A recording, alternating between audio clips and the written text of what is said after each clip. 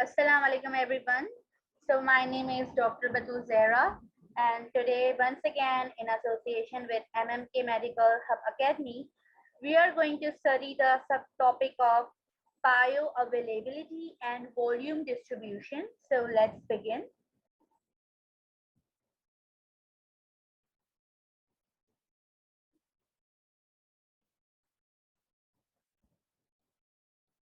So as we have discussed in the earlier classes that whenever a drug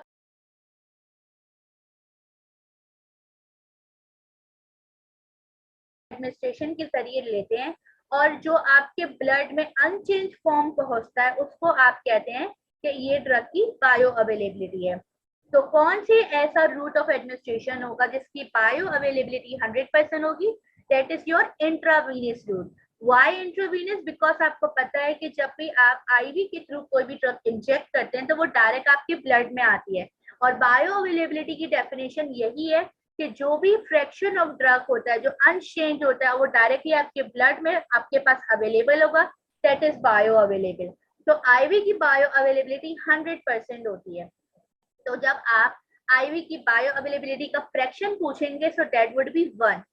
तो अगर ivy के अलावा जितनी भी आपके पास रूट ऑफ एडमिनिस्ट्रेशन होंगी उन सब की bio availability will be less than 1। क्योंकि अगर आपके पास एग्जाम में आता है कि किसी ड्रग की बायो अवेलेबिलिटी 1 है तो यू विल इमीडिएटली आंसर कि ये एक आईवी ड्रग है, और लेस देन 1 होगी तो आईवी के अलावा कोई भी दूसरा रूट हो सकता है। तो यहाँ पे हमने एक फॉर्मूला दिया हुआ है F is equal to oral divided by IV multiply by 100।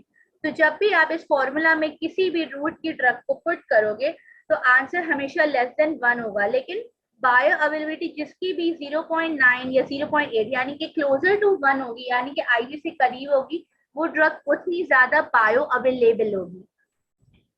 So basically bioavailability refers to the rate and extent of absorption of a drug from dosage form as determined by its concentration time curve in blood or by its excretion in urine. It is a measure of the fraction of administered dose of a drug that reaches the systemic circulation in unchanged form.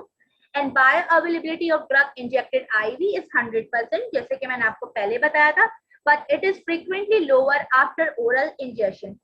Right? तो ivy में जो आपकी drug आप देते हैं directly जो blood में आती है वो 100% है, लेकिन ओरली जो आप देंगे उसकी बायो अवेलेबिलिटी यूजुअली बाकी तमाम रूट से सबसे ज्यादा लोअर होती है। व्हाई? नंबर 1, द ड्रग में इनकम्प्लीटली एब्सॉर्ब, क्योंकि आपको पता है कि आपकी गैस्ट्रिक कंडीशन कैसी हो सकता है स्टमक एसिड के जैसे ड्रग एब्सॉर्ब ना हो पाए, या फिर आपकी इनकम्प्लीट एम्प्टिंग की वजह से इंटेस्टाइन में अगर फूड है और एम्प्टिंग नहीं हो पा रही है, आपको डायरिया हो रहा है, तो फिर ड्रग जल्दी से एक्सक्रीट आउट हो सकती है। इन तमाम वजूहात की वजह से drug may be incompletely absorb. And second जो मोस्ट इंपॉर्टेंट रीजन है, the absorb drug may undergo the first pass metabolism in intestinal wall or liver or may be excreted in bile.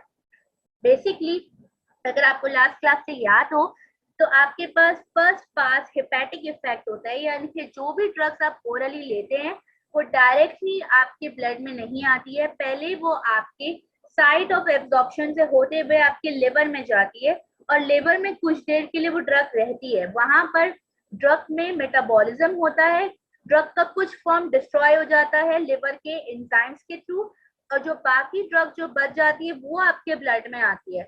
यानी कि लिवर से जो भी drug गुजरेगी orally वो थोड़ी सी डिस्ट्रॉय या मनी मेटाबोलाइज हो जाएगी, और जो रेस्ट बचेगी वो आपके ब्लड में आएगी, यानी इसकी बायो अवेलेबिलिटी डिक्रीज हो जाएगी। तो आपके इस फिनोमिनन को आप फर्स्ट पास हेपेटिक इफेक्ट कहते हैं, और इसी की वजह से ओरली जो भी ड्रग्स लेते हैं वो बायो अवेलेबली लेस होती हैं।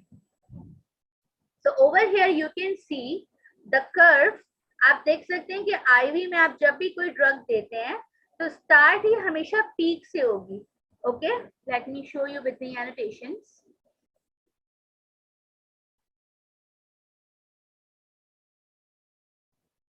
आईवी में हमेशा एक पीक होती है क्योंकि डायरेक्टली आपकी जो ड्रग है वो आपके ब्लड में आ रही है, लेकिन जब भी आप ओरली देते हैं तो फर्स्ट ड्रग आपकी फॉरन एब्जॉर्ब नहीं हो रही, कुछ टाइम के लिए आपके इंटेस्टाइन में बैठती है, उसको आप मोस्टली लैग टाइम कहते हैं, राइट? फिर उसके बाद धीरे धीरे आपकी ड्रग जो है ये आपका ऑनसेट ऑफ एक्शन है, क्योंकि ड्रग एब्जॉर्ब होना स्टार्ट हो गई है। अब जाके ड्रग आपके ब्लड में आई है और यहाँ पे ड्रग जो है आपकी अब बायो अवेलेबल हुई, यानी कि सिस्टमिक सर्कुलेशन में इस टाइम पे प्रेजेंट है। एंड नाउ थोड़ी देर के बाद ड्रग धीरे धीरे अपने एक्शन करने के बाद ये जो आपका है ये एक्सक्रीशन है, अब ड्रग एक्सक्रीट आउट होने वाली है। लेकिन जब आप आईवी में देखते हैं तो आईवी में स्टार्ट ही आपका कितने हायर पीक से हो रहा है, क्योंकि ड्रग डायरेक्टली ब्लड में गई। यहाँ पे आपके पास कोई पैराबोलिक कर्व नहीं है, यहाँ पे डायरेक्टली आप ऊपर से नीचे आ रहे हैं। क्योंकि ये आईवी है तो यहाँ पर एब्जॉर्प्शन का कोई लैग टाइम नहीं होगा, यहाँ पे डायरेक्टली ड्रग आपकी ब्लड में आई और उसके बाद वो धीरे धीरे अपना एक्शन करने के बाद नीचे जाएगी। तो बेसिकली अगर इस तरह का आप ग्राफ देखें और आपके पास अगर ऐसी कोई कर्व आएगी तो आप समझ जाएंगे ये ओरल है, राइट। लेकिन अगर आपके पास कोई दूसरा ग्राफ है और उसके अंदर आप इस तरह की लाइन देखते हैं तो आप समझ जाइएगा कि ये ड्रग आईवी है। So this is basically oral and this is IV. Okay.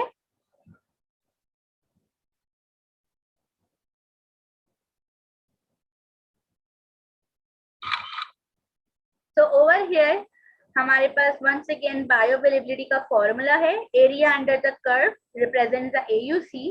तो ओरल डिवाइडेड बाय IV, क्योंकि IV 100% होती है और ओरल हमेशा उससे कम होगी।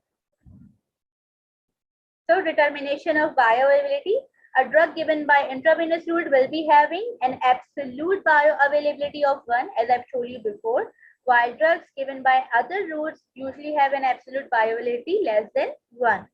So the absolute bioavailability is the area under the curve divided by the area under the curve of IV. So हमेशा oral divided by IV multiplied by 100% is equal to bioavailability.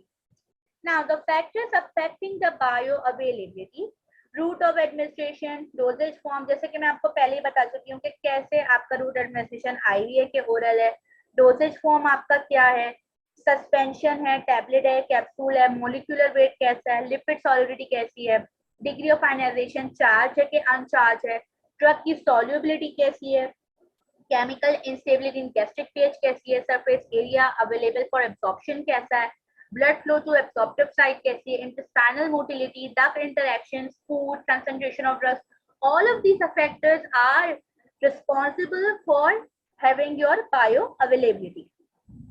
Now we are going to talk about distribution. Distribution is the movement of drug from blood to and from the tissues. Basically जब आपकी कोई drug absorb हुई और उसके बाद आपका first phenomenon pharmacokinetics आपको याद होगा एडमी। So that's all about distribution and bioavailability chapter 1, and the next class we're going to discuss more of these things in detail. Thank you so much everyone.